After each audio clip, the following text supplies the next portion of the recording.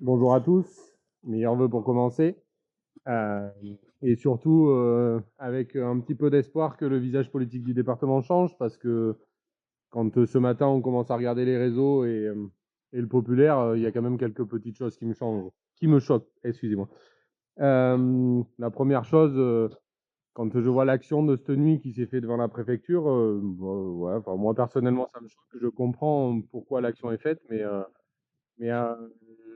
je suis déçu de savoir que c'est ce syndicat qui est à la tête de la Chambre et qui aurait dû prendre ses responsabilités et qui l'a pas fait et qui aujourd'hui se permet des choses comme ça. Juste pour vous dire que le système d'équarrissage a changé suite à plusieurs raisons. Et à la première, une raison budgétaire, qu'on devait prendre une hausse de 30%.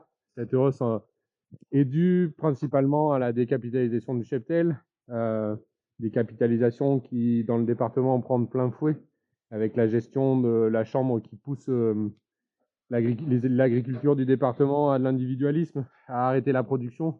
Une Chambre qui ne croit plus au métier d'éleveur, qui dit que sans photovoltaïque au sol, sans production annexe, on ne s'en sortira pas. Donc avec un discours comme ça, il ne faut pas s'étonner qu'il y ait de la décapitalisation derrière. Concrètement, il y a la décapitalisation, c'est une chose, la gestion, c'en est une autre. On a changé de système d'équarrisseur, c'est pas de notre ressort. C'est comme ça, c'est un fait. Mais quand on est à la tête de la Chambre, il me semble qu'on peut préparer les éleveurs en leur envoyant quelques numéros de téléphone, quelques contacts, quelques explications. Et surtout en répondant au téléphone, parce que c'est comme avec l'outil Sinel aujourd'hui, on voit que c'est buggé, on voit qu'ils sont conscients que ça marche pas, mais quand on appelle le DE, personne répond. On peut l'appeler 10 fois par jour et toujours le même résultat, personne répond.